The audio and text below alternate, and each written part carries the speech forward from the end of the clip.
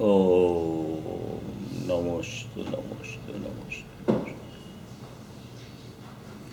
નમો લોહી શ્રોત્રિકાળવર્તી અર્હંતાણમ નમો લોહી શ્રોત્રિકાળવર્તી સિદ્ધાણમ નમો લોહી શ્રોત્રિકાળવર્તી આયર્યાણમ નમો લોહી શ્રોત્રિકાળવર્તી વજ્જાયણમ નમો લોહી શ્રોત્રિકાળવર્તી શવસામણમ ઓમકારબિંદુ સંયુક્તમ નિત્યમ ધ્યાયંતિ યોગિન કામદમ મોક્ષદમ ચૈવ ઓમકારાય નમો નમઃ મંગલમ ભગવાન વીરો મંગલમ ગૌતમો ગણી મંગલમ કુંકુંદાર્યો જૈન ધર્મોસ્તુ મંગલમ સર્વમંગલ માંગલ્યમ સર્વકલ્યાણકારકમ પ્રધાનમ સર્વધર્માણમ જૈનમ જયતુ શાસનમ નભાસમૈશારાય સ્વાનુભૂત્યા ચકાશતે ચિસ્વભાવાય ભાવાય સર્વભાવાંતરચ્છિદે એગો મેં શાસદો અપાજ્ઞાન દર્શન લખન શેષા મેં બાહિરા ભાવા સવ્ય સંયોગ લખના મારો સુશાશ્વતિક દર્શન જ્ઞાન લક્ષણ જીવ છે, બાકી બધા સંયોગ લક્ષણ ભાવ મુજથી બાહ્ય છે. હું એક શુદ્ધ સદારૂપી જ્ઞાન દર્શનમય ખરે કંઈ અન્ય તે મારું જરી પરમાણુ માત્ર નથી. અરે જે જાણતો અરહંતને ગુણદ્રવ્યને પર્યાયપણે તે જીવ જાણે આત્મને તસુ મોહ પામે લય ખરે. નથી અપ્રમત કે પ્રમત નથી, જે એક જ્ઞાયક ભાવ છે. એ રીત શુદ્ધ કથાયને જે જ્ઞાત તે તો તે જ છે. જેમને તો તેમજ જ્ઞાન નથી કારક નથી વેદ કરે. જાણે જ કર્મો દે નિર્જરા બંધ તેમજ મોક્ષને. ધ્રુવચલને અનુપમ ગતિ પામેલી સર્વેશિતને વંદી કહું સુત કેવડી કથિતા સમય પ્રાવૃત.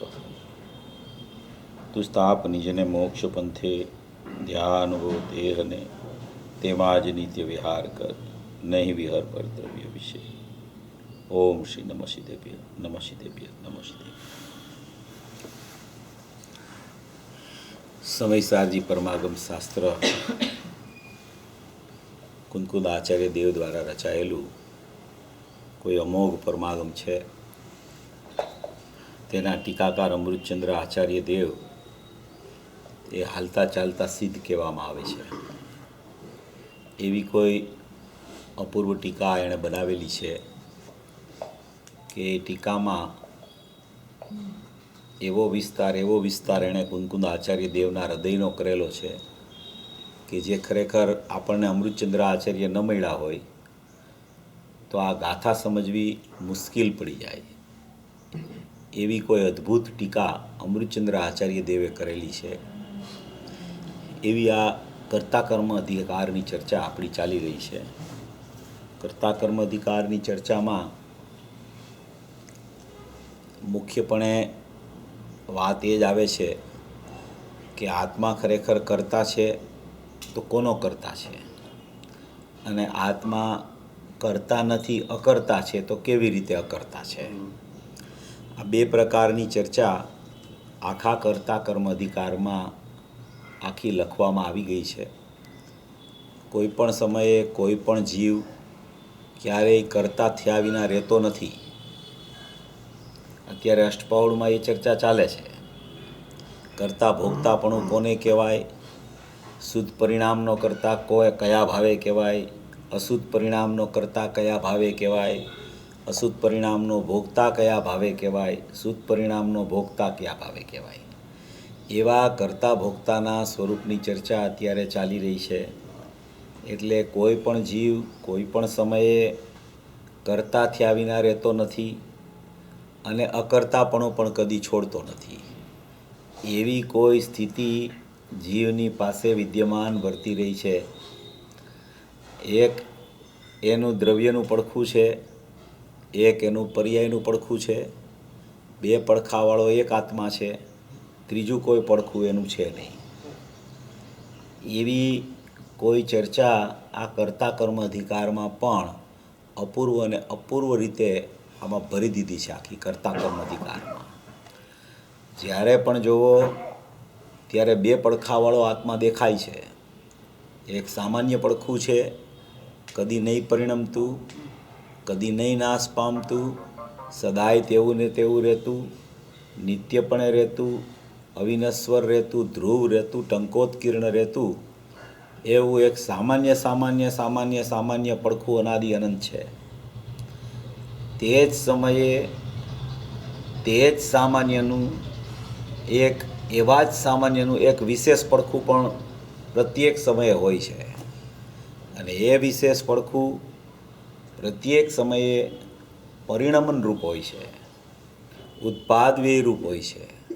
પ્રત્યેક સમયે એમાં ક્રિયા ચાલતી હોય છે. સામાન્ય પડખું નિયમથી નિષ્ક્રિયપણે હોય છે. વિશેષ પડખામાં પ્રત્યેક સમયે ક્રિયા ઉત્પાદ વ્યય ઉત્પાદ વ્યય ઉત્પાદ વ્યય એવી ક્રિયા ચાલ્યા જ કરે છે. આવી કોઈ આત્માની વ્યવસ્થા છે કે જેમાં બેય પડખા બેય પોતપોતાની રીતે સ્વતંત્રપણે રહેલા છે, એકને બીજાની કોઈ અપેક્ષા નથી. એવી સ્વતંત્રતા પૂજ્ય ગુરુદેવ શ્રીએ સામાન્ય પડખા અને વિશેષ પડખાની, ધ્રુવની ને ઉત્પાદ વ્યયની આપણને બતાવી છે. આખો કર્તા કર્મ અધિકાર જે આચાર્ય ભગવાને લખેલો છે એમાં આ પ્રત્યેક સમયે એ કર્તા કેવી રીતે બને છે અને એ સમ્યક પ્રકારે કર્તા કેવી રીતે થાય, એ મિથ્યા પ્રકારે કર્તા કેવી રીતે થાય, અને એ મિથ્યા પ્રકારે કર્તા થતો હોય ત્યારે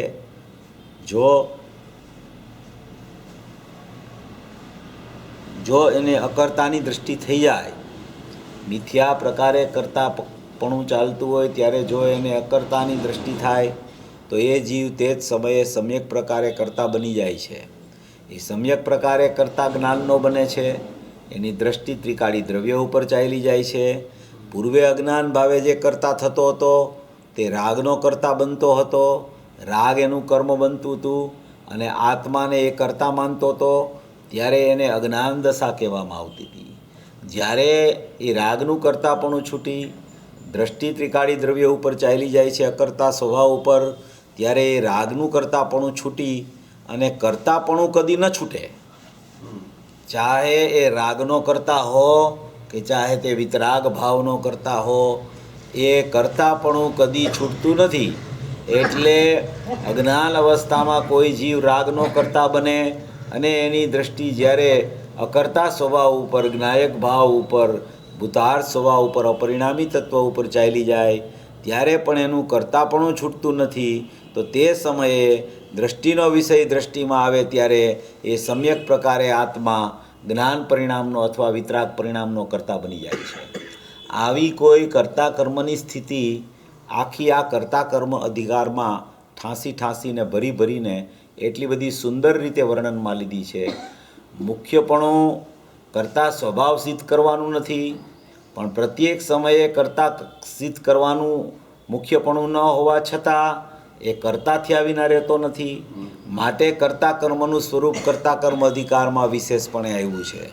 પણ એની મુખ્ય ચર્ચા શરૂઆત ત્યાંથી થાય છે કે જ્યારે એની દૃષ્ટિ દ્રવ્ય ઉપર પડી જાય છે, જ્યારે અકર્તા સ્વભાવ દૃષ્ટિમાં આવી જાય છે અને જ્યારે હું પરિપૂર્ણ શુદ્ધ ચૈતન્ય તત્વ છું, જ્ઞાયક ભાવ છું, એવી મારી નિર્લેપતા, નિર્બોજતા, શાશ્વતતા મને જ્યારે ખ્યાલમાં આવે છે, ત્યારે અકર્તા સ્વભાવ ઉપર જ્યાં દૃષ્ટિ જાય છે ત્યાં કર્તાપણું તો ચાલુ રહે છે, પણ એ કર્તાપણું સમ્યક પ્રકારે કર્તાનો રોલ ભજવવા માંડે છે. જે મિથ્યા પ્રકારે કર્તા થતો હતો તે સમ્યક પ્રકારે કર્તા થઈ જાય છે. એનું નામ કર્તા કર્મ અધિકાર છે. આ કર્તા કર્મ અધિકારની જેને ખરેખર વાસ્તવિકપણે આવી સ્થિતિ જેને ખ્યાલમાં આવી જાય છે, એ નિયમથી પોતે અકર્તા સ્વભાવની દૃષ્ટિપૂર્વક સમ્યક પ્રકારે કરતા પ્રત્યેક સમયે થયા કરે છે.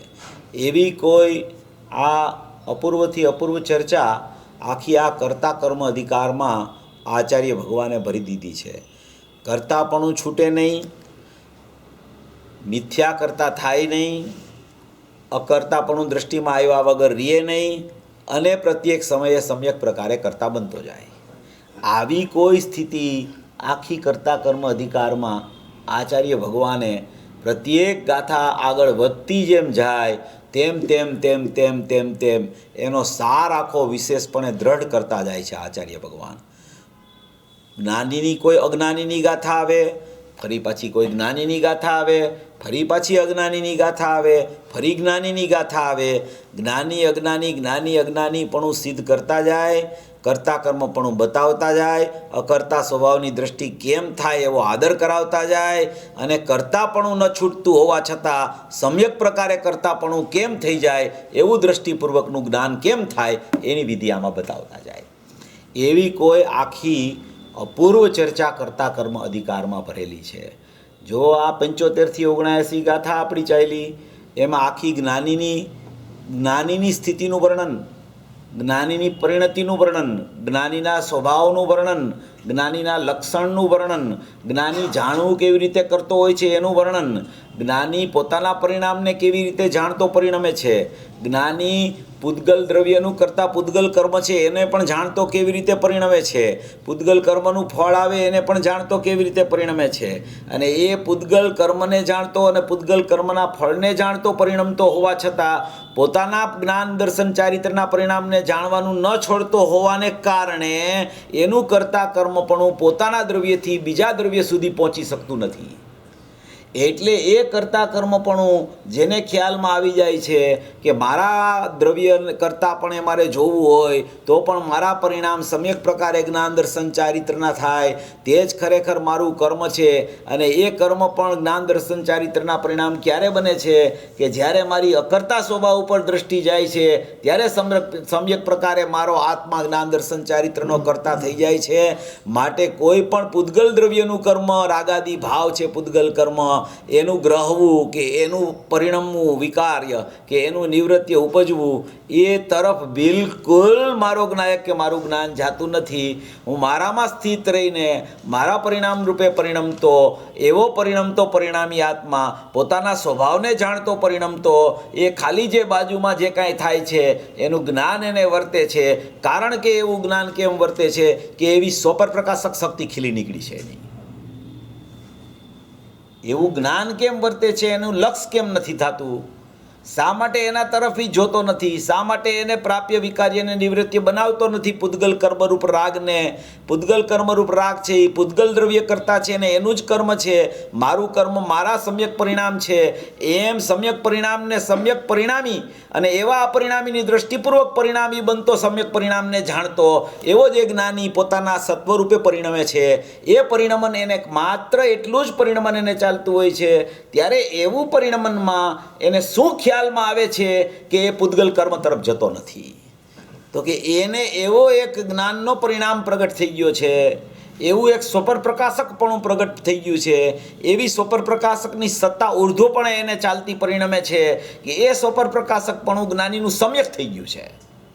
સ્વપર પ્રકાશક બધા પાસે છે, નિગોદમાં સ્વપર પ્રકાશક છે, દરેક જીવ પાસે સ્વપર પ્રકાશક શક્તિ પડેલી છે, દરેક જીવ પાસે સ્વપર પ્રકાશક સ્વભાવ પણ છે, દરેક જીવ પાસે સ્વપર પ્રકાશકની પર્યાય પણ છે.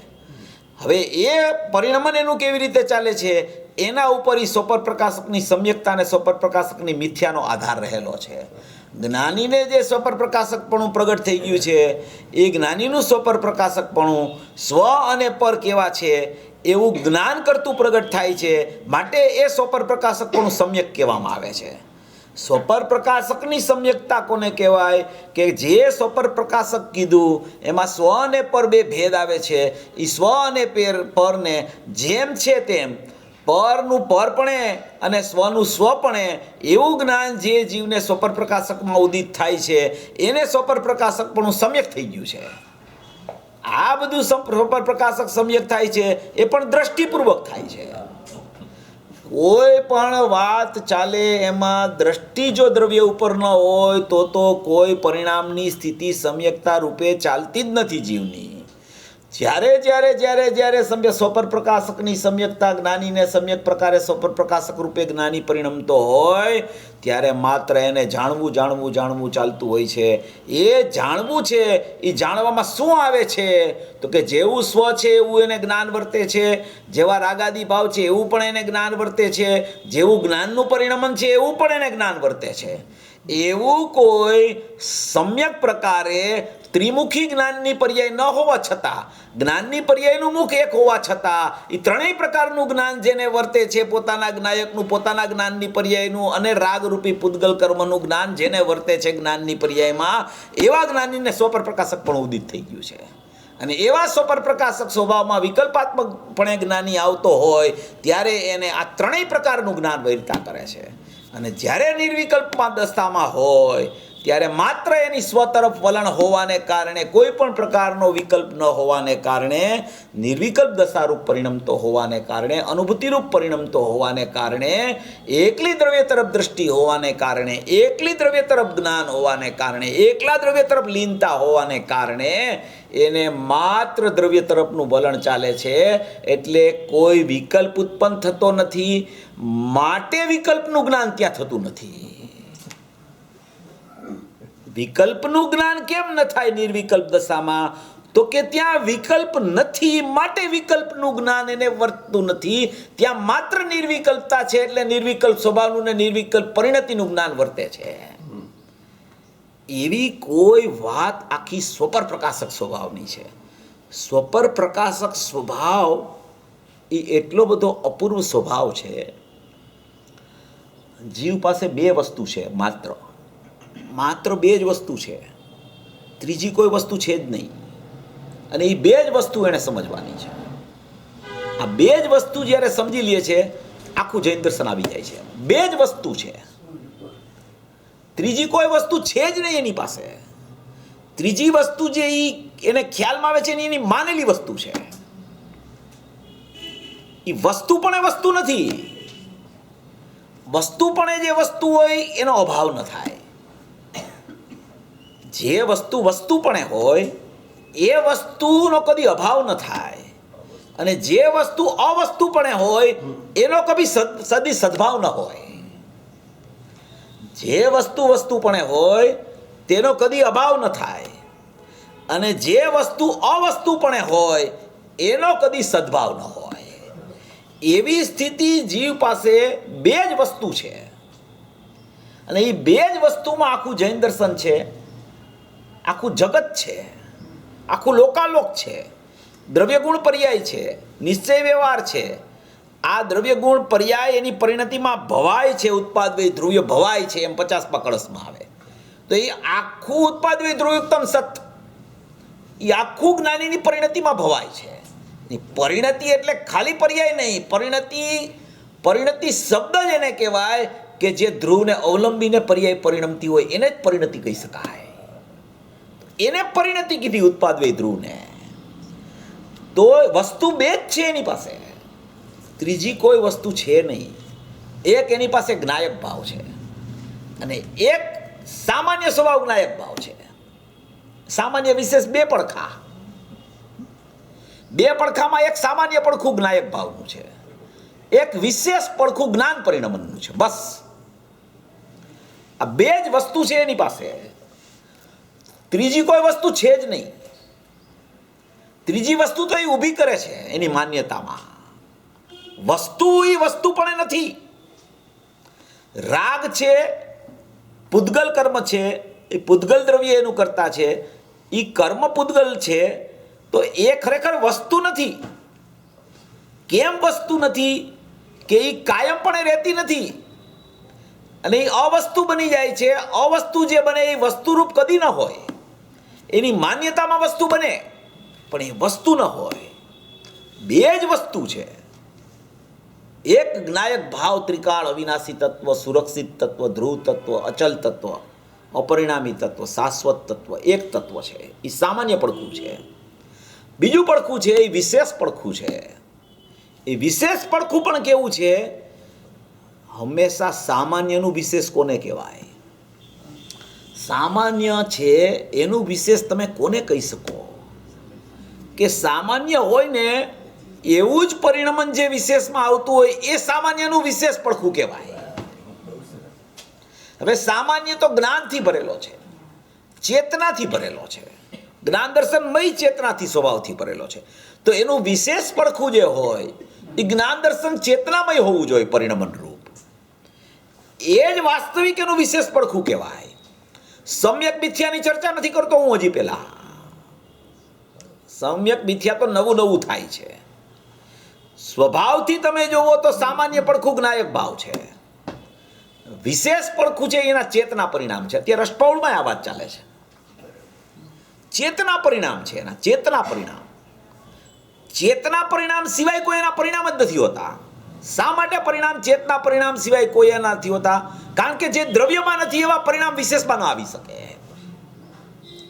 માટે જેવું સામાન્ય પડખું છે એવું જ વિશેષ પડખું પરિણમન રૂપે હોય, અને એને જ સામાન્ય વિશેષાત્મક વસ્તુ કહેવાય, એને જ ખરેખર પ્રમાણનું દ્રવ્ય કહેવાય, એને જ ખરેખર વસ્તુનો ઉત્પાદવ્ય સ્વભાવ કહેવાય, એને જ ખરેખર તે ઉત્પાદનું સામાન્ય ત્રિકાળી દ્રવ્ય કહેવાય. એની બહાર જેટલું હોય એ કાંઈ વસ્તુ કે વસ્તુનું વિશેષ નથી.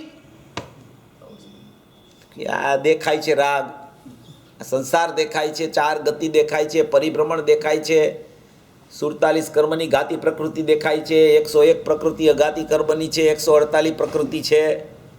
આ બધુંય છે. તમે કહો છો કાંઈ નથી, તો કે કાંઈ નથી એમ નથી, બધુંય છે. પણ એ બધુંય છે એ બધુંય એનામાં છે. મારામાં માત્ર એક જ્ઞાયક ભાવ સામાન્યપણે અને એક મારી જ્ઞાન દર્શન ચેતનાથી બહાર કાંઈ પણ છે એ બિલકુલ મારી સત્તામાં પ્રવિષ્ટ થઈ શકતું જ નથી, કારણ કે મારો સ્વભાવ નથી. એક ટકતો સ્વભાવ, એક પલટતો સ્વભાવ. ટકતો સ્વભાવ જ્ઞાયક ભાવ, જ્ઞાન દર્શનમય અનંત ગુણ સ્વરૂપ ભગવાન આત્મા, અને એક પરિણમતો સ્વભાવ જ્ઞાન દર્શનની ચેતના. આટલી જ મારી વસ્તુ અને વસ્તુનું વિશેષ, આવા બે જ ભાવ છે ને એ મારી સત્તા છે. આના સિવાયની જેટલી સત્તા તમને દેખાય, જેટલી સત્તા તમને ખ્યાલમાં આવે, જેટલી કર્મની સત્તા ખ્યાલમાં આવે, જેટલી રાગની સત્તા ખ્યાલમાં આવે, જેટલા કર્મની ઉદયની સત્તા ખ્યાલમાં આવે, એ સત્તા સત્તામાં છે, નથી એમ નથી, પણ એ સત્તા અહીંયા છે, એ સત્તા ત્યાં છે. જ્ઞાન અહીંયા છે. જ્ઞાનની ચેતના છે, એનું સ્વપર પ્રકાશક પરિણમન છે. એ સત્તાનો ખ્યાલ પણ આવે છે, નથી આવતો એમ નથી, પણ એ ખ્યાલ એને જોઈને નથી આવતો. આમ જોવે કે રાગ ક્યાં છે, આમ જોવે કે ભાઈ કર્મ ક્યાં છે, આમ જોવે પૂતગલ ક્યાં છે, એમ જોઈને ખ્યાલ જ નથી આવતો. એ સત્તાનો ખ્યાલ પણ જ્ઞાનમાં આવે છે. જ્ઞાનનું સ્વપર પ્રકાશકપણું બળવાન છે એકદમ. એ એટલું બધું બળવાન છે, કોઈ પદાર્થને એ છુપા નથી રાખતું. દરેક પદાર્થની પ્રગટતા કરાવે છે જ્ઞાનનું સ્વપર પ્રકાશકપણું. ક્યાંય પણ કેટલા જોજન દૂર પદાર્થ પડ્યો હોય, કેટલા જોજન દૂર, જ્ઞાનથી છુપો નથી રહી શકતો એ પદાર્થ. ગમે ત્યાં જ્ઞાન હોય, પણ જ્યાં જ્ઞાન હોય એ જ્ઞાનથી કોઈ પદાર્થ છે ને એ છુપો ન રહી શકે. એ પદાર્થ પ્રવિષ્ટ ન થાય જ્ઞાનમાં અને છુપો પણ ન રહે. એટલી બધું જ્ઞાનનું સામર્થ્ય છે. એવી એક સ્વપર પ્રકાશક સત્તા છે. એ સ્વપર પ્રકાશક સત્તાનો પહેલામાં પહેલો તો જીવ સ્વીકાર કરે કે મારી સત્તા બે જ છે, એક જ્ઞાયક ભાવની સત્તા, એક જ્ઞાન પરિણામની સત્તા. બસ આની બહાર મારું કાંઈ નથી. જેટલું બહાર છે એ બધું છે, એ બધું એનામાં છે. પૂતગલ દ્રવ્ય છે, પૂતગલ કર્મરૂપ રાગ છે, 8 કર્મની પ્રકૃતિ છે, 148 પ્રકૃતિ છે, ઘાતી અઘાતી કર્મ છે, ઇન્દ્રિય જ્ઞાન પણ છે. પણ મારી સત્તા ક્યાં છે? તો કે મારી સત્તામાં માત્ર મારું ચેતન દ્રવ્ય લક્ષરૂપ અને માત્ર મારું જ્ઞાન પરિણમન લક્ષણરૂપ, આટલી મારી સત્તા છે. આની બહાર ક્યાંય મારી સત્તા છે નહીં. આની બહાર શોધશે એને પોતાની સત્તા મળશે નહીં. જ્યાં છે ત્યાં શોધવાની સત્તા. એ શોધે છે બહાર, એ શોધે છે જ્ઞાનીની વાણીમાં, એ શોધે છે જ્ઞાનીના પરિણમનમાં, એ શોધે છે તીર્થંકરની દિવ્ય ધ્વનિમાં, એ શોધે છે સમોસરણમાં. કે સમોસરણમાં જઈશ, જ્ઞાની પાસે જઈશ, જ્ઞાનીને પૂછીશ તો જ્ઞાની એમ બતાવશે કે બધું તારી પાસે છે, મારી પાસે કેમ લેવા આવ્યો અહીંયા? હું એમ કહું છું કે તું તને જોવાનું ચાલુ કર, મને જોવાનું બંધ જ કરતો નથી. તું મને જ જોયા કરસ. જ્ઞાની આમ કીધું, જ્ઞાની આમ કીધું, જ્ઞાની આમ કીધું, પણ એણે કીધું એ તને કેટલું બેઠું? એણે કીધું એ તો તને તારામાંથી આવ્યું છે. એણે કીધું એમાંથી સમજણ નથી આવતી. એણે કીધું એ સમજણ તને તારામાંથી પ્રગટ થઈ છે. તારામાંથી સમજણ પ્રગટ થઈ છે એટલું જ તને સમજાય છે. જ્ઞાની તો ઘણું કહે છે. તું કેમ બધું ગ્રહણ કરી શકતો નથી? કેમ પ્રાપ્ય બધું થઈ શકતું નથી? કે તારી સમજણ અનુસાર જ પ્રાપ્ય થાય છે. જ્ઞાની તારા પરિણામના કરતા નથી. જ્ઞાની તારા ખરેખર પરિણામમાં નિમિત્ત કરતાય નથી. તારા પરિણામનું નિમિત્ત તારું દ્રવ્ય છે અને તારા પરિણામનું ઉપાદાન તારા પરિણામ છે. આટલી જ સત્તા છે જ્ઞાન ને જ્ઞાયક. એની બહાર કાંઈ છે જ નહીં. જ્યાં સુધી આ વિષય એને આ રીતે ન બેસે ત્યાં સુધી પરમ અધ્યાત્મ તરંગીણીમાં આવ્યું છે, પરલક્ષ સ્વભાવાત ચંચલતા રહિતમ અચલમ જ્ઞાનમ. જ્યાં સુધી પરનું લક્ષ જીવને ચાલ્યા કરે છે અને જ્યાં સુધી એને જ્ઞાયકનું લક્ષ અથવા તો જ્ઞાનનું લક્ષ સમજણ માટે થતું નથી અને પરના લક્ષ તરફ જ એનું પ્રયાણ ચાલ્યા કરે છે, ત્યાં સુધી પરના લક્ષનો અભાવ થઈ શકતો નથી. ચંચલતાથી રહિત એને અચળ સ્વભાવ ખ્યાલમાં આવતો નથી. એવું અચલ જ્ઞાન છે એ એને પકડાતું નથી. એવી કોઈ સ્થિતિ જીવની વર્તમાનમાં સમ્યક દર્શન ને સમ્યક જ્ઞાન વગર આવી બે સ્થિતિ જ રહી ગઈ છે. સમ્યક દર્શન ને સમ્યક જ્ઞાન થાય એ તો એનો સ્વપર પ્રકાશકપણું પ્રગટ થઈ ગયું સમ્યક પ્રકારે. આ તો એની સ્થિતિની વાત ચાલે છે. એની સ્થિતિમાં આવું છે. એની સ્થિતિમાં કાંઈ બગાડ નથી થયો. તો કે જ્ઞાયકની સ્થિતિમાં બગાડ ન થાય, પરિણામની સ્થિતિમાં બગાડ નથી થયો. પ્રત્યેક સમયે જ્ઞાનના પરિણામ જ આવે છે. કોઈ પરિણામ બીજા એના છે જ નહીં. જે પરિણામ જ્ઞાયકમાંથી આવે તે પરિણામને જ તેના પરિણામ કહેવાનો નિયમ હોવાને કારણે જ્ઞાયકમાંથી કદી અશુદ્ધ પર્યાય પ્રગટ થતી નથી. માટે અશુદ્ધ પર્યાય પ્રગટ થયા પછી એને ટાળવાનો પુરુષાર્થ જે કરે છે એ મોટામાં મોટો મિથ્યા પુરુષાર્થ છે. મોટામાં મોટો મિથ્યા પુરુષાર્થ છે. એ સમજણ કરે કે આ અશુદ્ધતા છે એ પર્યાય દ્રવ્યની નથી, એ પર્યાય પૂદગલની છે. મારી પર્યાય તો કદી અશુદ્ધ હોય જ નહીં. મારી પર્યાય યા તો શુદ્ધ હોય યા તો મારી પર્યાય સામાન્ય હોય. બિલકુલ અશુદ્ધ પર્યાય મારી કદી હોઈ શકે જ નહીં. એવી એક દ્રવ્ય સત્તા અને એક જ્ઞાનના પરિણમનરૂપ પર્યાય સત્તા જે ક્રિયારૂપ સત્તા કહેવામાં આવે, જેને પરિણમનરૂપ સત્તા કહેવામાં આવે, જેને ઉત્પાદ વ્યયવાળી સત્તા કહેવામાં આવે, અને એક ધ્રુવ સત્તા એટલે કે સામાન્ય સત્તા અને એક વિશેષ સત્તા એટલે પરિણમન સત્તા. આવી બે સત્તા પ્રત્યેક જીવ પાસે રહેલી છે. એમાં એટલું જ કેમ છે કારણ કે જે વિશેષ પરિણામની સત્તા છે એ જ્ઞાન પરિણામની સત્તા છે. એ જ્ઞાન પરિણામનો સ્વભાવ સ્વપર પ્રકાશક છે. આપણે સ્વપર પ્રકાશકની ચર્ચા અત્યારે ચાલુ કરીએ છીએ. એ જ્ઞાન પરિણામનો સ્વભાવ સ્વપર પ્રકાશક છે. તો કે સ્વપર પ્રકાશક સ્વભાવ છે તે કાયમી સ્વભાવ છે કે કોઈ વાર સ્વપ્રકાશક છે ને કોઈ વાર પરપ્રકાશક છે ને કોઈ વાર સ્વપર પ્રકાશક છે? આ પ્રશ્ન સમજ્યા? કોઈ ગાથામાં એમ આવે કે સ્વપ્રકાશક જ છે, કોઈ ગાથામાં એમ આવે કે પરપ્રકાશક જ છે, એમ પણ આવે. કોઈ ગાથામાં એમ આવે કે સ્વપર પ્રકાશક છે. નિર્ણય કરવો કેવી રીતે હવે અમારે આમાં? પ્રકાશક છે, સ્વપ્રકાશક છે કે પરપ્રકાશક છે, નિર્ણય કેવી રીતે કરવો?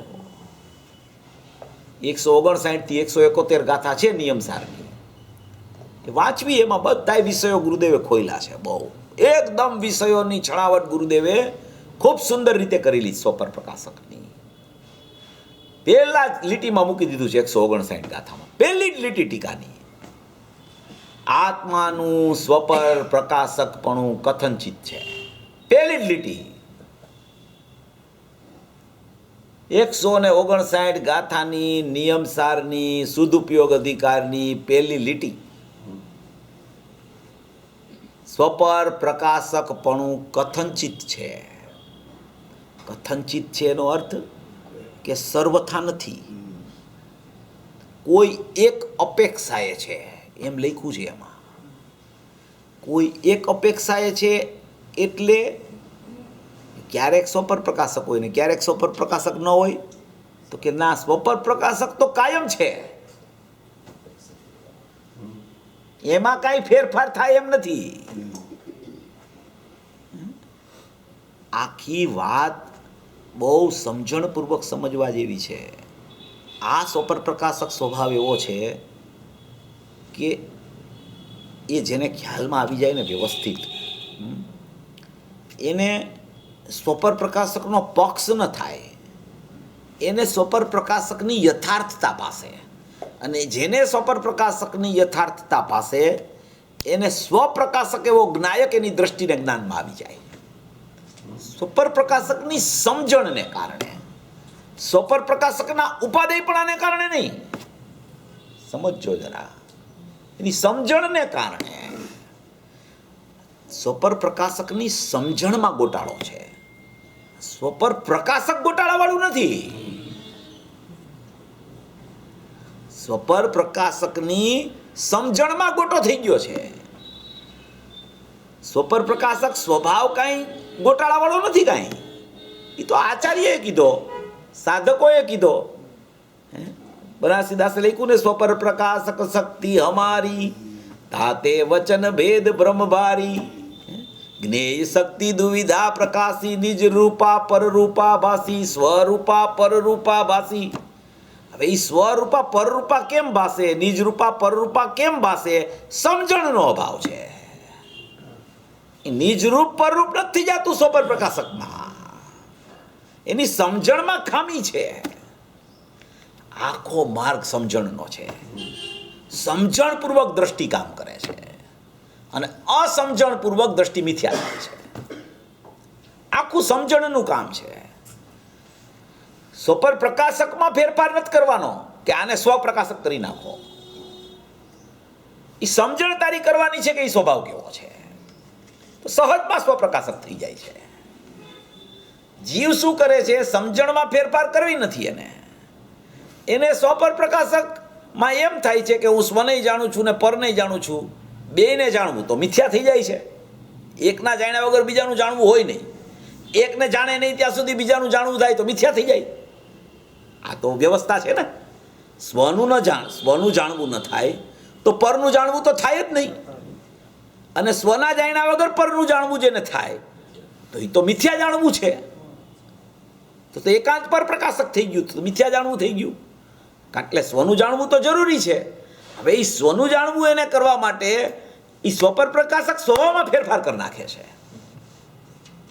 સ્વપર પ્રકાશક સ્વભાવમાં નથી ફેરફાર થાય એમ, તો અનાદિ અનંત છે. એને કોણ ફેરવી શકે? તમારા આત્મામાં એક જ્ઞાયક ભાવ વિદ્યમાન હોય અને એમાંથી સ્વપર પ્રકાશક સ્વભાવ ઉદિત થતો હોય. હવે એ તો નિરંતર વ્યવસ્થા થઈ ગઈ ને ઉદિત થવાની સ્વપર પ્રકાશકની, એ તો નિરંતર વ્યવસ્થા થઈ ગઈ. હવે એને તમે સ્વપ્રકાશક કેવી રીતે બનાવી શકો? એ સ્વભાવને એને કેવી રીતે બનાવી શકો? એ તો એવો જ થવાનો છે. તમારી સમજણમાં તમારે ફેર કરવો પડશે. તમારી સમજણમાં ફેર કરશો તો એ જેવો સ્વભાવ આવે છે ને એવો તરત જ દ્રવ્ય તરફ ચાલ્યો જશે. તો એ સ્વપ્રકાશક પૂર્વક સ્વપર પ્રકાશક થઈ જશે. સમજણનું કામ છે, સ્વભાવ નથી ફરી શકતો. જીવ સ્વભાવ ફેરવવા માગે છે, સમજણ ફેરવતો નથી, એટલે ગોટાળો થઈ જાય છે. આ બધોય સાર જ્ઞાનીઓ કહી ગયા છે. આ જ્ઞાનીઓએ કહેલી વાત જ કહેવામાં આવે છે. પછી ગુરુદેવે વાત કરી હોય એ તમે સમજણમાં પ્રયત્નમાં લ્યો, કે પૂજ્ય ભાઈએ વાત કરી હોય સમજણના પ્રયત્નમાં લ્યો. સ્વપર પ્રકાશક સ્વભાવનો કોઈ જ્ઞાની કદી નિષેધ કરે નહીં. જ્યારે એ નિષેધ કરે ત્યારે સમજી લેવું કે તમારી સમજણની ભૂલ કઢાવવા માટે કરે છે. એ સ્વપર પ્રકાશકનો નિષેધ નથી કરતા. જીવને એવું થઈ જાય, ઊંધું શલ્ય થઈ જાય છે કે આ જ્ઞાનીએ સ્વપર પ્રકાશક કીધું અને બીજા જ્ઞાનીએ સ્વપ્રકાશક કીધું, કે બે જ્ઞાની સ્વપર પ્રકાશક કહે છે. અનંત જ્ઞાનીઓનો એક મત હોય છે, એક અજ્ઞાનીના અનંત મત હોય છે. કોઈ જ્ઞાનીનો અભિપ્રાય કે મત ફરતો નથી. જેને જ્ઞાનીનો સ્ટેમ્પ લાગે એ જ્ઞાની, અનંત જ્ઞાની તમે લઈ લ્યો, એક મતવાળા હોય છે. હારમાળા કરો ઊભી રાખીને એની, બિલકુલ ફેર નહીં આવે એના અભિપ્રાયમાં કે એના જ્ઞાનની સત્તામાં. અને અજ્ઞાની તો ગમે તેટલો એનો ગમે એટલા અજ્ઞાનીને તમે ભેગા કરો, એક અજ્ઞાની રાખો ને તો એ અનંત જ્ઞાનીઓ પ્રત્યે પણ અનંત મત પોતાના પ્રગટાવી દે. હા, અજ્ઞાનીની સ્થિતિ આવી છે. ઓલા જ્ઞાની આમ કીધું, આ જ્ઞાની આમ કીધું, આ જ્ઞાની આમ કીધું, આ જ્ઞાની આમ કીધું. તો હવે મારે નિર્ણય કરવો છે કે ખરેખર આ જ્ઞાની છે કે નહીં. પછી એમ કે આ જ્ઞાની આમ કીધું, પછી એમ કે મારે નિર્ણય કરવો છે જ્ઞાની છે કે નહીં.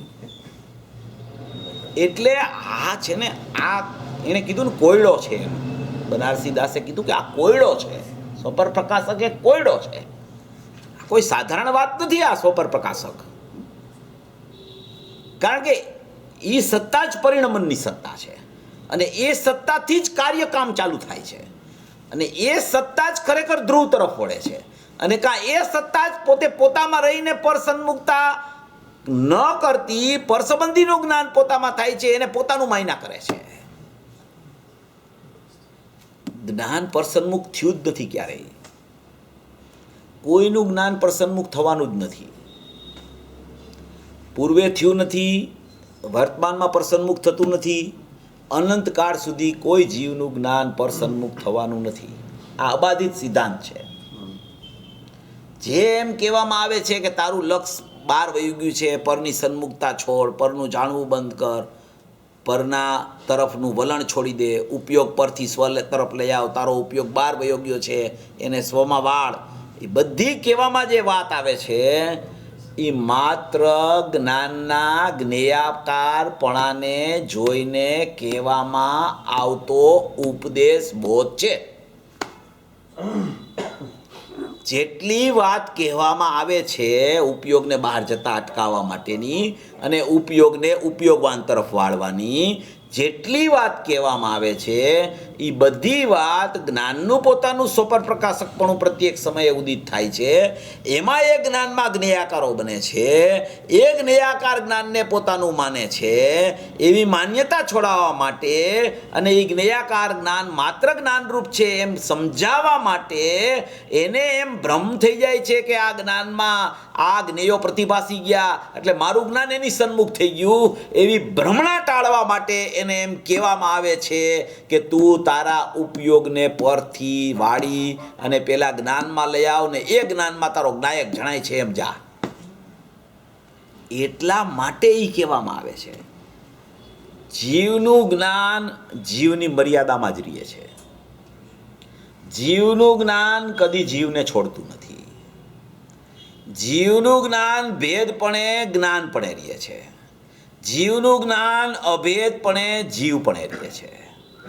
આટલી જ એની મર્યાદા, આટલી જ એની સત્તા, આટલી જ એની સ્થિતિ છે. જ્ઞાનનો સ્વભાવ પરલક્ષ સ્વભાવાત કીધો, એ કદી પરલક્ષ સ્વભાવાત થતો નથી, કદી પરસન્મુખ થઈ શકતો જ નથી. અને જે જ્ઞાનને એમ કહેવામાં આવે કે પરસન્મુખ થયું, કે પરસન્મુખ જ્ઞાન થઈ ગયું, અપરના લક્ષપૂર્વક જ્ઞાન થઈ ગયું, આ પર તરફ જ્ઞાન થઈ ગયું, એને પછી તમારે બહુ તમારાથી રહેવાતું જ ન હોય ને તો એને ઇન્દ્રિય જ્ઞાન કહેવું. બહુ તમને વિકલ્પ થતો હોય ને તો જ એને તમારે એ શબ્દનો ઉપયોગ કરવાનો પ્રયત્ન કરવો. બાકી જ્ઞાન જ્ઞેયાકાર જ છે. એક જ્ઞાનાકાર રૂપ છે ને એક જ્ઞેયાકાર બને છે પ્રત્યેક સમયે. આટલી જ જ્ઞાનની સ્થિતિ છે, આટલી જ વિશેષ રૂપ સત્તા છે. ત્રીજી કોઈ વિશેષ રૂપ સત્તા નથી. વિશેષ રૂપ સત્તા આટલી જ છે. સામાન્ય રૂપ સત્તા જ્ઞાયક ભાવ છે. બસ આટલું જ પતી ગયું. તમે એમ કહો કે ભાઈ જ્ઞાયક છે, સામાન્ય સ્વભાવ, બરાબર, એ તો બધાને ખ્યાલમાં છે.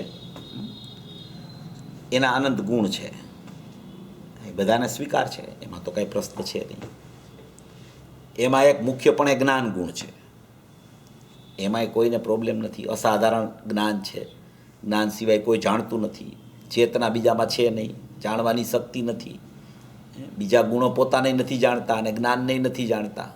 એટલે એ જ્ઞાન ગુણ છે એ જ અસાધારણ છે, કારણ કે એ બીજા ગુણને જણાવે છે, પોતાને જાણે છે, આત્માને જાણે છે. તો જ્ઞાનની એવી શક્તિ છે, તો જ્ઞાન અસાધારણ ગુણ છે.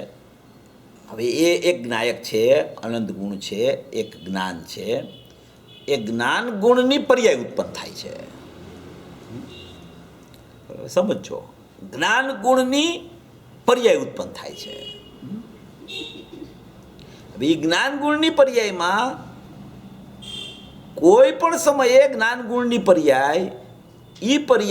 પર્યાયમાંથી જ્ઞાન પણ છોડતી નથી ક્યારેય, કારણ કે એ જ્ઞાનની પર્યાય છે. એ ઇન્દ્રિયની પર્યાય નથી, એ રાગની પર્યાય નથી, એ જ્ઞાયકની પર્યાય છે. તો જ્ઞાયકની પર્યાયમાં જ્ઞાન ગુણમાંથી જે જ્ઞાન પ્રગટ થાય એ જ્ઞાન પણ કદી છોડે નહીં. પહેલા તો એક વાત તો બરાબર બેસે છે. હવે 3 પ્રકાર આવે. 3 પ્રકાર આપણે ચર્ચા થઈ હતી. 3 પ્રકાર આવે. 3 જ્ઞાનીઓ 3 પ્રકારથી વર્ણન કરે. સમજ્યા તમે? ગુણ 1, એના પરિણમનમાં 3 વસ્તુ આવે. 3 વસ્તુ એટલે સમ્યક દર્શન, જ્ઞાન, ચારિત્ર નહીં. એક જ જ્ઞાનના 3 ભેદ પડે પરિણમનમાં. શું? જ્ઞાન ગુણ 1, એનું પરિણમન પણ 1, એના ભેદ 3.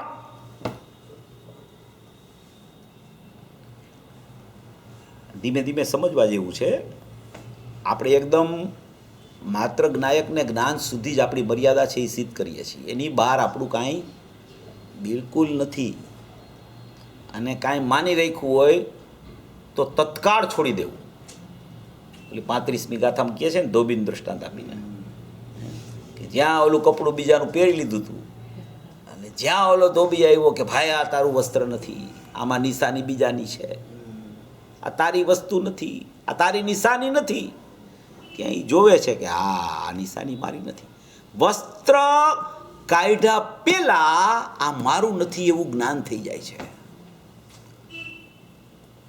ઉપદેશનો હજી તો પ્રકાર પૂરો ન થયો હોય ત્યાં પામી જાય છે જીવ. શું? 29માં કળશમાં આવી છે આ વાત. ઉપદેશનો પ્રકાર, હજી જ્ઞાની તો ઉપદેશ આપતા હોય, હજી તો એ પૂરો ઉપદેશ ગ્રહણ ન થાય ત્યાં પામી જાય. એટલે ઉપદેશની અપેક્ષા નથી એને, એમ કહેવાનો આશય છે. એ પોતાથી પામે છે. એવી સ્થિતિ જ્ઞાનની બને ત્યારે એને બધું પકડાવવા માંડે. ઓહો, એ જ્ઞાન છે ને એકદમ કોઈ પણ પ્રકારની ઉપાધિ વગરનું થઈ જાય જ્ઞાન. જ્યાં સુધી ઉપાધિ લાગુ પાડ્યા કરે જ્ઞાનમાં, ત્યાં સુધી એ જ્ઞાન ચોખ્ખું ન રહી શકે. કાંઈક ને કાંઈક ઉપાધિવાળું જ્ઞાન રહે. અને એ જ્ઞાન જ્યાં એકદમ પેટી પેક ચોખ્ખું દેખાય એને, આમાં કોઈ ઉપાધિ નથી. જ્ઞાન તો જ્ઞાન જ છે માત્ર. જ્ઞાન તો ઉપયોગ છે, જ્ઞાનમાં કોઈ ઉપાધિ નથી. જ્ઞાનને ઉપયોગ કીધો, પછી કે સ્વપર પ્રકાશક. ઉપાધિ આવી ગઈ, ઉપાધિથી બિલકુલ ન જોવું જ્ઞાનને. જ્ઞાનને જ્ઞાનથી જોવાનો પુરુષાર્થ કરવો. જો ઉપાધિ તમે લગાવી કાંઈ પણ, તો એ ઉપાધિને પાછી દૂર કરવાનો પ્રયત્ન.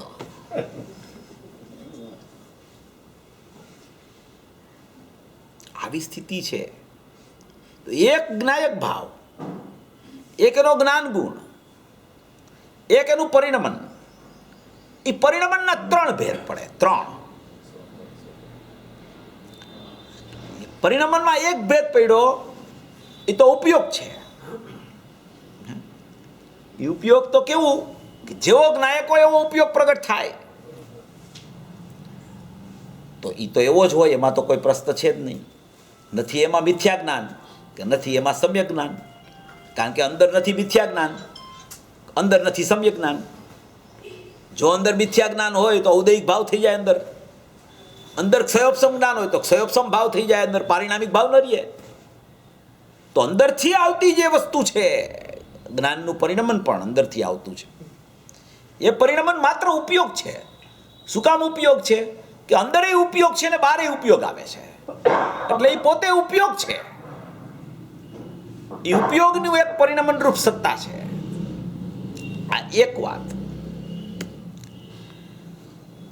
બીજી એક પરિણમન રૂપ સત્તા જે નવી થાય છે, આ નવી સત્તા ઉપયોગની. એક નવી સત્તા થાય છે, એ શુદ્ધ ઉપયોગની સત્તા છે. આ બીજી સત્તા. ગુણ 1, એની પરિણમનની સત્તા 3. એક ઉપયોગની સત્તા, એક શુદ્ધ ઉપયોગની સત્તા અને એક અશુદ્ધ ઉપયોગની સત્તા. એને તમે મિથ્યા જ્ઞાન કહો કે ઇન્દ્રિય જ્ઞાન કહો કે તમારે જે કહેવું હોય કહો. શુદ્ધ ઉપયોગને તમે સ્વસંવેદન જ્ઞાન કહો, અનુભૂતિરૂપ જ્ઞાન કહો કે શુદ્ધ ઉપયોગ કહો.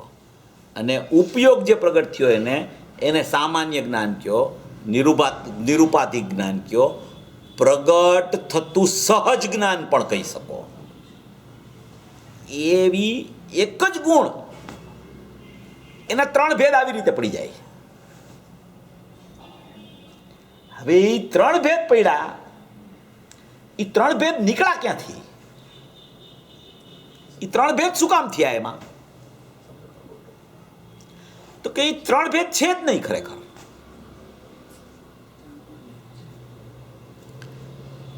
ભેદ 3 એમાં પડતા જ નથી, પ્રકાર 3 થતા જ નથી એમાં. એનો પ્રકાર એક જ રહે છે, ઉપયોગ. બીજો કોઈ પ્રકાર જ નથી.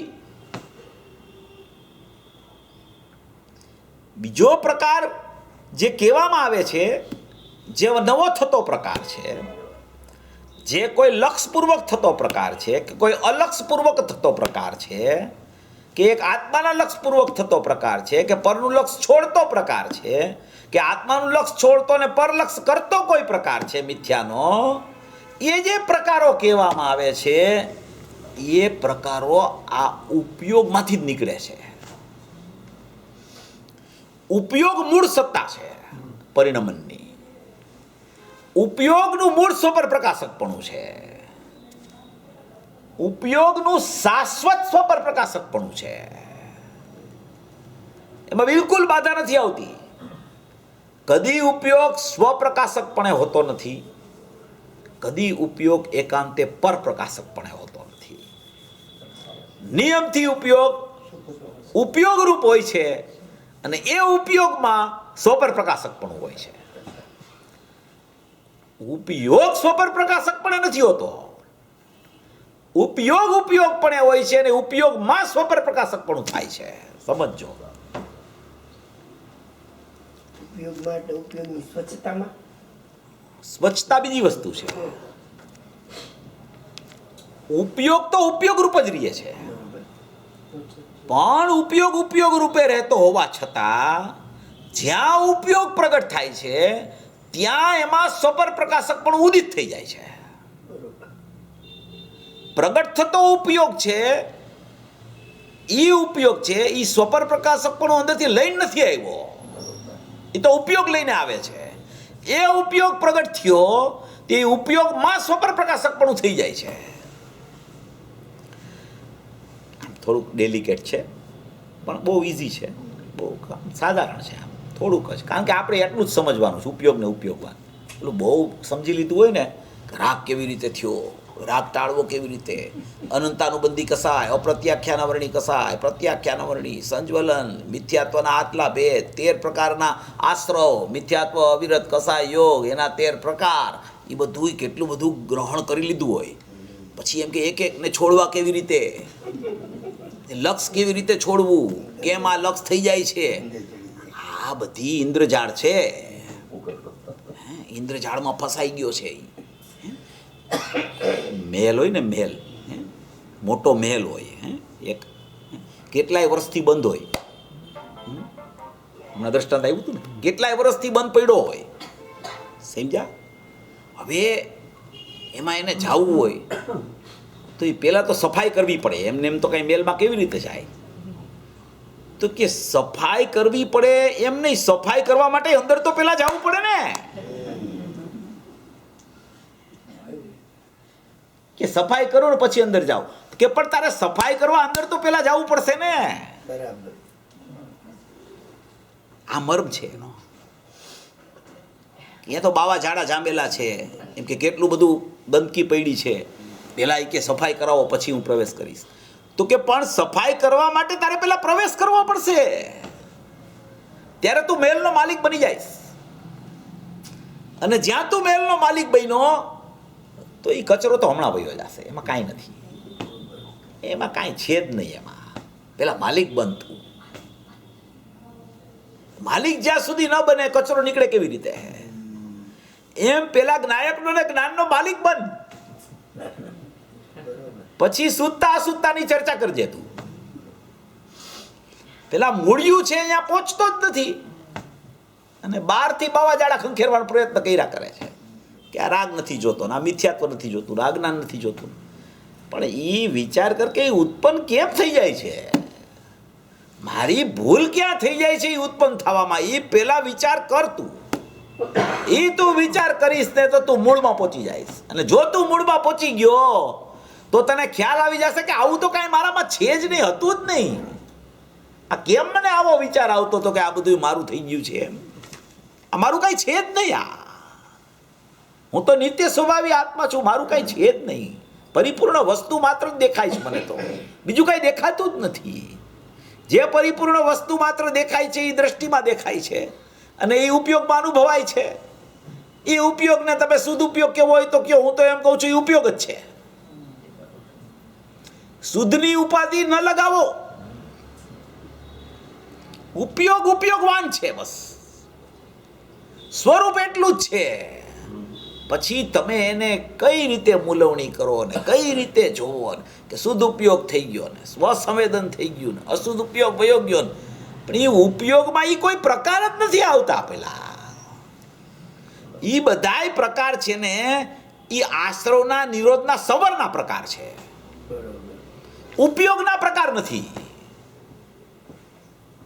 ઉપયોગનો પ્રકાર માત્ર જ્ઞાન છે, એના સિવાય કાંઈ નથી. શુદ્ધ ઉપયોગ થયો એમ ક્યારે કહેવાય? શુદ્ધ ઉપયોગ થયો એમ કહે જ્યારે રાગ અહીંયા ન હોય, આશ્રવ ચાલ્યો જાય ને સમર પ્રગટ થાય એટલે એમ કહેવાય કે જ્ઞાનમાં શુદ્ધ ઉપયોગ થયો. એની અપેક્ષાએ જ્ઞાનનું નામ શુદ્ધ ઉપયોગ પડે છે. એવું છેદ ઉપયોગ તો ઉપયોગ જ છે, એને શુદ્ધની ઉપાધિ લગાવવા જેવી નથી. તમે શુદ્ધની ઉપાધિ લગાવીને બીજા ગુણારેને જોડાણ કરી દો છો. તમે અશુદ્ધની ઉપાધિ લગાવીને બીજા ગુણારે જ્ઞાનનું જોડાણ કરી દો છો. અશુદ્ધ ઉપયોગ કોને કહેવાય? કે મોહ રાગ દ્વેષ વાળો ઉપયોગ હોય એને અશુદ્ધ ઉપયોગ કહેવાય. શુદ્ધ ઉપયોગ કોને કહેવાય? કે મોહ રાગ દ્વેષ વગરનો ઉપયોગ હોય એને શુદ્ધ ઉપયોગ કહેવાય. તો ઉપયોગમાં તો એ કાંઈ છે જ નહીં. નથી અશુદ્ધતા કે નથી શુદ્ધતા, એમાં આવી જ નથી કાંઈ. એ ઉપયોગ તો ઉપયોગવાનનો ઉપયોગ જ છે, એમાં બગડ્યું જ નથી કાંઈ. પેલા તમે જોતા શીખો એવી રીતે એને. આ બધી જેટલું સ્પષ્ટીકરણ પૂજ્ય ગુરુદેવશ્રીએ કર્યું છે, કેટલું સ્પષ્ટીકરણ કર્યું, 45 વર્ષ સુધી સમજાવ્યું. કારણ કે આ સમજે એવો નથી નહીતર જલ્દી. એટલે એણે પુરુષાર્થ બહુ કર્યો જ આપણા માટે. એને ખબર પડી ગઈ કે ભવી જીવોની ટોળી બેઠી ભરત ક્ષેત્રમાં, એટલે અહીંયા આવી ગયા કે આ છે તો ભવી, પણ જો એને ત્યાં જઈને જરાક હું ઊંચો નીચો નહીં કરું ને તો એ તો જલ્દી હલે એવો નથી જાય. એટલે અહીંયા આવીને એણે 45 વર્ષ ઉપદેશ આપ્યો. બોલો હવે આ પુરુષે કમાલ નથી કરી ગજબની? એક ધારું 45 વર્ષ સુધી કીધા જ કર્યું કે રાગ તારો નથી, માત્ર જ્ઞાન તારું છે, માત્ર જ્ઞાયક તારો છે, તારી વસ્તુ એટલી જ છે, તારું કાંઈ બગડ્યું નથી, તારા સ્વભાવમાં કાંઈ થયું નથી, તારી પરિપૂર્ણતાને આંચ આવી નથી, તું કદી અશુદ્ધ કે અલ્પજ્ઞ થયો નથી, તારી સ્થિતિ એવી ને એવી રહી ગઈ છે. એમ દરેક પ્રવચનમાં કહે, દરેક પ્રવચનમાં કહે. પછી પાછું રાગનું જ્ઞાન કરાવે કે જો પરલક્ષ થયું, જો આવો રાગ ચાલે છે, જો આવી તારી સ્થિતિ છે. દુઃખનું વર્ણન કરે, એને પ્રેરણા આપતો ઉપદેશ આપે, દુઃખ દૂર કેમ થાય એની સ્થિતિ બતાવ્યા કરે, એ બધુંય કરે. પાછા એની મૂળ વસ્તુને છોડે નહીં, અને આ કોઈની મૂળ વસ્તુ પકડે નહીં. શું સ્થિતિ આવી છે? ઓલા મૂળ વસ્તુને છોડે નહીં. ઈ છે ને ઈ ઓલા હોય ને, કોઈ પણ જ્ઞાની હોય ને, એ તો રહેતા હોય પોતાના મહેલમાં, સમજ્યા? પણ મહેલમાં આખો દી ન રહી શકે, પછી થોડેક આજુબાજુમાં બાગ બગીચામાં ફરવા જાય, સમજ્યા તમે? એ થોડાક ફરવા નીકળે ને, તો એ ફરવા નીકળ્યા હોય ને એ આપણું સ્વરૂપ આપણને લાગવા માંડે, અને એ મહેલમાં બેઠા બેઠા જે કહેતા હોય ને એ સ્વરૂપ આપણને ન લાગે આપણું. આવી સ્થિતિ છે અજ્ઞાનીની. એટલે આ ઉપયોગવાનને ઉપયોગ છે ને એટલી જ વસ્તુ છે, એની બહાર કાંઈ છે જ નહીં. તમે ગમે તેટલા પ્રકાર સમજી લ્યો, ગમે તેટલા પ્રકાર પાડી લ્યો, ગમે તેટલી સ્વપર પ્રકાશકતા સમજી લ્યો, ગમે તેટલું પરપ્રકાશકપણું થઈ ગયું ને હવે સ્વપ્રકાશકપણું કરવું છે ને, એ બધી વાત નથી એમ નથી. બધી વાત એની જગ્યાએ યથાર્થપણે રહેલી હોવા છતાં મારા ઉપયોગમાં કે મારા ઉપયોગવાનમાં બિલકુલ કોઈ પ્રવિષ્ટ થઈ શકતું નથી. મારી સત્તાને બિલકુલ આંચ ક્યારેય આવતી નથી. મારો ઉપયોગ મારા ઉપયોગવાનને કદી છોડતો નથી, છોડવાનો નથી, કદી છોડ્યો નથી એણે. એવું મારું અભેદ પરિણમન જ્ઞેયભૂત અભેદપણે પણ અનાદિથી ચાલી રહ્યું છે, અને ધ્યેયભૂત અભેદપણું તો શાશ્વત ટકતું તત્વ એવું ને એવું સામાન્ય પડખું રહી ગયું છે. અને એ સામાન્ય પડખામાંથી જેટલું બહાર આવે છે જ્ઞાન, એ જ્ઞાન કદી પોતાના જ્ઞાયકને બિલકુલ કદી છોડતું નથી. એવી એક સ્થિતિ જીવની અત્યારે વર્તમાનમાં બચી ગઈ છે. અનાદિકાળનું અજ્ઞાન હોવા છતાં આવી જ્ઞાનરૂપ સ્થિતિ જીવ પાસે ઉપયોગ અને ઉપયોગવાનની સત્તારૂપ એક રૂપપણે બચી ગઈ છે. એના બે રૂપ નથી. જ્ઞેયભૂત અભેદથી જોવો તો એક રૂપ છે, ધ્યેયથી જોવો તો બે ભેદ પડે છે. ધ્યેય રૂપમાં અનંત ગુણનો ભેદ નથી, જ્ઞેયભૂત અભેદ છે એમાં પર્યાયનો ભેદ નથી. એવું ધ્યેયપૂર્વક જ્ઞેય અનાદિ અનંત છે. એવો જેને દ્રષ્ટિમાં ધ્યેયનો સ્વીકાર અને જ્ઞાનમાં જ્ઞેયનો અને ધ્યેયનો સ્વીકાર જેને આવી જાય છે, એને નવું ક્ષણિક ધ્યેયપૂર્વક જ્ઞેય અભેદ નિર્મળ પર્યાય રૂપી આનંદ રૂપી પ્રગટ થઈ જાય છે. એ નવું પ્રગટ થાય છે, એને ખાલી ફળ રૂપે જોવાનું છે. મૂળ્યું તો મારો ઉપયોગ ને ઉપયોગવાન એટલું જ છે, એની બહાર કોઈ મારી સત્તા છે નહીં. એ ઉપયોગમાં પરિણામ નહીં ચાલે છે, ઉપયોગવાન અપરિણામી રહે છે. સત્તા આટલી જ બચી ગઈ છે, અને એટલી જ સત્તામાં એટલી જ સત્તાને જો એ ખરેખર ગ્રહણમાં લે તો એને કેવળ જ્ઞાનના દરવાજા ખુલે છે. વસ્તુ આટલી જ છે. આની બહાર ક્યાંય મારો આત્મા કે ક્યાંય મારું જ્ઞાન છે નહીં. હવે એને એ જ્ઞાન હજી ખ્યાલમાં ન આવે કે એને જ્ઞાયક ખ્યાલમાં ન આવે, એ તો પોતાના પુરુષાર્થની ઓછપ, પોતાની તત્સમયની પર્યાયની યોગ્યતા નથી. એ કોઈ કરાવી શકે એમ નથી. એ તો પોતે પુરુષાર્થથી પ્રયત્ન કરીને જ પોતે અંદરથી આત્માને ઢંઢોળવો પડશે, પોતાને મહેનત કરવી પડશે, પોતાને સતતતા કેળવવી પડશે, ધારાવાહિકતા કેળવવી પડશે, એને પાછળ પડવું પડશે એની, તો એને એ જવાબ દેવા તૈયાર છે. એ એમ કહે છે કે તું મારી પાસે આવતો જ નથી, તું મારી પાસે ક્યારેય આવ્યો જ નથી, તું મારી પાસે આવ, પછી જો તું કે જેટલું મારામાં સુખ પડ્યું છે ને બધું તને આપી દઈશ, પણ તું મારી પાસે આવ પહેલાં. મારી પાસે તું આવતો જ નથી અને તું રોયા કરસ કે હું દુઃખી છું, મિથ્યા દ્રષ્ટિ છું, રાગી છું. તું એકવાર મારી પાસે આવતો ખરો, તું આવ એકવાર, જો તું મારો વૈભવ જો, મારી સત્તા જો, મારું આનંદપણું જો, મારી અમર્યાદિતતા જો અંદર, મારી નિજ રૂપતા જો તું અંદર, મારી શાશ્વતતા અંદર જો, અખંડતા જો, અભેદતા જો. એ જોવા માટે તો એકવાર આવ, એકવાર જોવા માટે આવ, એટલે એકવાર તો દ્રષ્ટિ કર. પછી ચારિત્રમાં ભલે વાર લાગે, દ્રષ્ટિ તો એકવાર જોઈ તો લે, પેલા જોઈ લે, પછી વારંવાર જોયા કરીશ, તું છોડીશ નહીં એને. પણ જોવા માટે નથી જાતો, આ જોતો નથી અને રોવાનું છોડતો નથી. જોવે તો અત્યારે જ આનંદ મૂર્તિના દર્શન થાય એવું છે, અત્યારે હમણાં એટલી જ વાર છે. કારણ કે એ દર્શન દેવા બેઠો છે, દર્શન દેવા બેઠો છે, પાછો દર્શન દઈ રહ્યો છે. આ લેતો નથી, આ ખરેખર લઈ રહ્યો છે પણ માનતો નથી. અનુભૂતિ સ્વરૂપ ભગવાન આત્મા બાળ ગોપાળ સૌને અનુભવમાં આવી જ રહ્યો છે, પણ સ્વીકાર કરતો નથી. આટલી જ એની ભૂલ થઈ ગઈ છે, એની બહાર એની કાંઈ ભૂલ થઈ નથી. આટલી જ ભૂલમાં આ અનાદિકાળનો એનો સંસાર ચાલે છે. અને હજી જો એ ભૂલ ચાલુ રહેશે તો સંસારની પ્રવૃત્તિ ચાલુ રહેશે. સંસાર એટલે ભેદનું નામ સંસાર છે, અભેદનું નામ મોક્ષ છે. જો જ્ઞાનને જ્ઞાયક વચ્ચે જ્ઞેયભૂત અભેદપણું છે ને ભેદ જોયો તો સંસારની ઉત્પત્તિ છે. અનંત ગુણોના ધ્યેયમાં અભેદપણું છે, એમાં ગુણનો ભેદ જોયો તો પણ સંસાર છે. પર્યાય ઉપયોગ આત્માથી અભેદ છે, એમાં જો જ્ઞેય કરીને ભેદ પાડ્યો તો પણ સંસાર છે. આવું એક નિત્ય અભેદપણું અને એક ક્ષણિક અભેદપણું અનાદિ અનંત ધ્યેયભૂત ને જ્ઞેયભૂતપણે ચાલી રહ્યું છે. એનો સ્વીકાર જ્યાં સુધી જીવને શ્રદ્ધા અને જ્ઞાનમાં વ્યવસ્થિત નથી આવતો ત્યાં સુધી એની શ્રદ્ધામાંથી મિથ્યાત્વ અને જ્ઞાનમાંથી અજ્ઞાનત્વ જાતું નથી.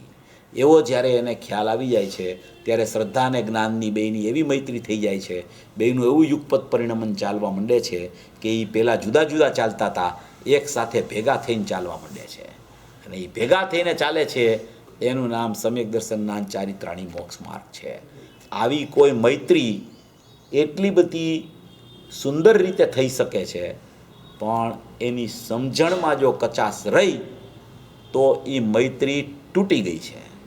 એ મૈત્રી હમણાં સંધાઈ જાય એવી છે જો એ ખરેખર પ્રયત્ન પુરુષાર્થ માત્ર સમજણ ન કરે. કોઈ વસ્તુને બહાર કાઢવાનો, ફેરવવાનો, ત્યાગવાનો, ગ્રહણ કરવાનો પુરુષાર્થ બિલકુલ ન કરે, માત્ર સમજણ કરે કે જે થઈ રહ્યું છે એ બધું જેમ છે એમ જ થઈ રહ્યું છે, હું તો માત્ર જાણનાર છું, એમ એની જો દ્રષ્ટિ અને જ્ઞાન સંકેલાઈને આવ્યા તો ખરેખર એને સદુપયોગ થતાં વાર નથી લાગતી. સદુપયોગ નવો થાય છે, અશુદ્ધ ઉપયોગી સમયે સમયે નવો થાય છે. ઉપયોગ જૂનો છે, ઉપયોગવાન જૂનો છે. જેટલો જૂનો એટલો આત્મા, જેટલો નવો તેટલો અનાત્મા. આટલી સ્થિતિ છે. જેટલો જૂનો તેટલો નિશ્ચય, જેટલો નવો તેટલો વ્યવહાર. આપણે નક્કી કરી લેવું આપણે શું કરવું છે, આપણે ક્યાં ઊભા છીએ, આપણે ક્યાં જવું છે. આ આપણા પોતાના હાથની વાત છે. કોઈ કાંઈ કરી શકે એમ નથી. અનંત તીર્થંકરો થઈ ગયા, અનંત ભવિષ્યમાં થશે, અને જો તું પુરુષાર્થ નહીં કર તો તું કોરો ને કોરો રહી જાય. પણ આપણે તો એક એવો સહારો ગુરુદેવનો મળી ગયો છે, કોઈ કોરો તો જાય એમ છે નહીં અહીંથી.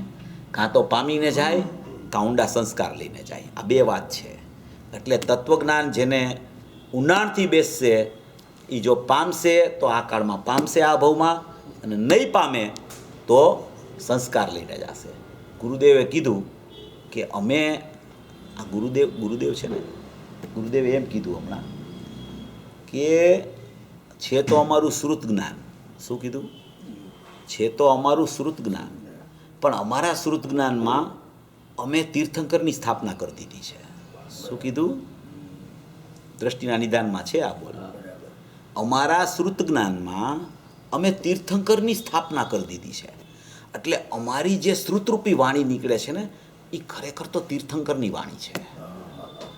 સમજ્યા તમે? એણે શ્રુત જ્ઞાનમાં તીર્થંકરની સ્થાપના કરી છે, એટલે એની વાણીમાં તીર્થંકર પણ વર્તે છે. અત્યારે દેખાય છે આપણને અત્યારે કે આ પુરુષ કોઈ તીર્થંકર પણ ખરેખર અત્યારે તીર્થંકર વત વાણી ખરતી હોય એવું લાગે આપણને. એ પોતે બોલ્યા છે કે અમારા શ્રુત જ્ઞાનમાં અમે તીર્થંકરપણાની સ્થાપના કરી દીધી છે, એટલે અમારી વાણી તીર્થંકર જેવી પ્રસારિત થઈ રહી છે. ગુરુદેવના શબ્દ છે. એવા આવા પુરુષનો યોગ થયો હોય અને કોઈ કોરે કોરો રસિકભાઈ જાય? હે જાય? તો પછી એની હોનારને તો ધન્યવાદ દેવા જોઈએ. હે અરે કોઈ ન પામે એવું ન બને, અને ન પામે તો પણ એવા સંસ્કાર લઈને જાય કે જ્યાં બીજા ભાવમાં જાય તરત પામે. સાચા દેવશાસ્ત્ર ગુરુનો જ યોગ થાય અને ત્યાં પોતાનું સમર્પણ કરી અને પોતાના આત્માને ધ્યાવી ભાવી જ્ઞાન ધ્યાન કરી અને સ્વરૂપમાં મસ્ત થઈ અને સમ્યક પામે ને પામે. સ્વભાવની ધારાથી સ્વભાવ પ્રગટ થાય અને વિકલ્પની એવી જ ધારા હોય કે સાચા દેવશાસ્ત્ર ગુરુનો યોગ થાય, અને સાચા દેવશાસ્ત્ર ગુરુના યોગના નિમિત્તે એવું શ્રુત આવે, એવું દ્રવ્ય શ્રુત આવે કે એ ભાવ શ્રુતને ઉજાગર કરી દે. એવી જ કોઈ સ્થિતિ જીવની થઈ જાય. એવી આ સ્વપર પ્રકાશકની આવી સ્થિતિ. સ્વપર પ્રકાશક તો હજી આપણે ચાલુ જ નથી કર્યું. હજી તો આ સ્વપર પ્રકાશકનો ખરેખર દરવાજો નથી ખુલ્યો. હજી તો ઉંબરામાં છે. દરવાજો તો હવે ખુલશે. પણ વસ્તુનું વાસ્તવિક સ્વરૂપ સમજાય તો સ્વપર પ્રકાશકની કોઈ અટક જીવને રહેતી નથી કે મારે સમજવું જ પડશે. અને જ્ઞાયક અને જ્ઞાન સમજાણો ને, એમાં સ્વપર પ્રકાશક વ્યવહાર, સ્વપર પ્રકાશક નિશ્ચય, જ્ઞાનીનું સ્વપર પ્રકાશક, અજ્ઞાનીનું સ્વપર પ્રકાશક, સ્વાભાવિક સ્વપર પ્રકાશક, જ્ઞાનીનો નિશ્ચયપૂર્વકનો વ્યવહાર, સાધક દશાનો નિશ્ચયપૂર્વકનો વ્યવહાર, કેવડીનું સ્વપર પ્રકાશક, અજ્ઞાનીનું સ્વપર પ્રકાશક, બધું તને સમજાઈ જશે. જેટલા ભેદ પાડવા હોય ને બધા ભેદ પાડીને તું સમજી શકીશ. પણ એક ઉપયોગને તું ગોઠવી લે તારા જ્ઞાનમાં. પહેલા એ ગોઠવી લીધું તો એવું સ્વપર પ્રકાશક નિશ્ચય જ પ્રગટ થયા કરશે. કોઈ તને વ્યવહાર છે એવું તારે બોલવું નહીં પડે. એવી સ્થિતિ આ ઉપયોગને ઉપયોગવાનમાં થઈ જાય જીવની. એવી સ્થિતિ સર્વ જીવો પ્રગટ કરી અને મોક્ષ માર્ગમાં પ્રયાણ કરે. એવી મંગલ ભાવ.